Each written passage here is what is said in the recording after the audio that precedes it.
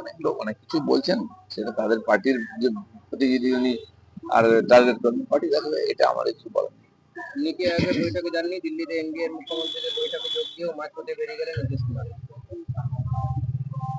দেখুন, মিটিং এ গেছেন, প্রতিনিধি গেছে, কে গেছে না গেছে আমাদের মুখ্যমন্ত্রী তো জাননি, উনি তো গেছেন কমপক্ষে।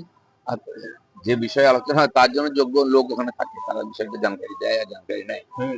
বেলদা দাঁতনের র্যালিতে জেলা সভাপতিকে দেখা দেখা যায়নি কেন, তা নিয়ে প্রশ্ন তুলছে আমাদের পুরনো কর্মীরা।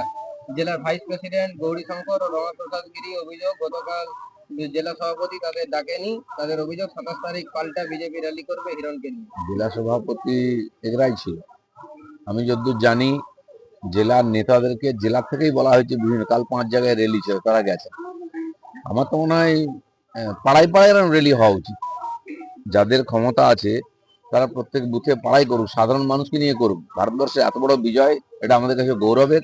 প্রত্যেক দিন আর প্রত্যেক পাড়ায় পাড়ায় এই ধরনের র্যালি করানো উচিত। কোনো পার্টি বা কেউ নয়, সাধারণ মানুষ, ক্লাব, সবার অংশগ্রহণ করা উচিত।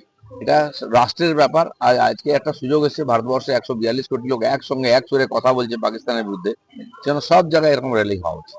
বাংলা খবর, আপনার রাজনীতি, আপনার আওয়াজ।